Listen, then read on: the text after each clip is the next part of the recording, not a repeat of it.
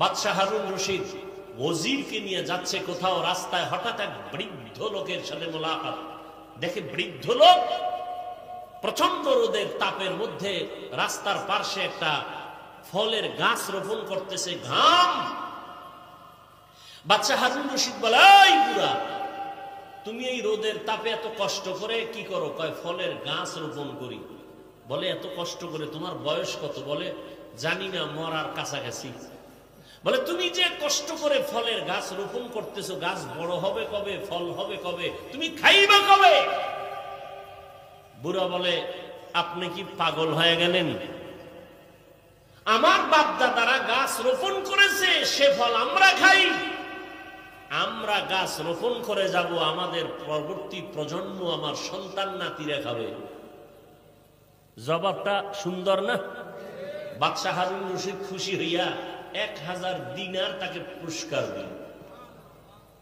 বুড়াও সেই বুড়া চিৎকার দিয়া বলে, মানুষ ফলের গাছ রোপণ করে 1 বছর পরে ফল পায়, আমি ফলের গাছ রোপণ করে জাগাত পুরস্কার বা ফল পেয়ে গেলাম 1000 দিনার। বাদশাহ হারুন রশিদ খুশি হইয়া আরো 1000 দিনার দিছে। বুড়ায় কয়, মানুষ গাছ লাগাইয়া বছরে ফল পায় একবার, আমি নগদ পাইলাম 2 বার। ওজির বলে, বের হও এখান থেকে, নয় বুড়া যে বুদ্ধি শুরু করছে তোমাকে ফকির বানায় ছাড়বে। এখান থেকে কি উপদেশ আমরা পেয়েছি? এখান থেকে উপদেশ পাই, আসল মালিকের সাথে সম্পর্ক তৈরি হয়ে গেলে তখন আর হাদিয়ার লিমিট থাকে না।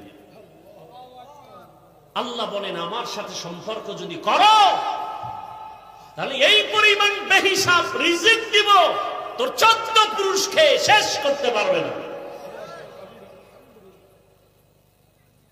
হালাল রিজিকে বরকত। পুরান কথা, একটা কুকুর বাচ্চা দেয় 5টা 7টা, একটা গরু বাচ্চা দেয় 1টা। কয়টা? কতটা কুকুর জবাই হয় সোনার বাংলায় মানুষ খায়?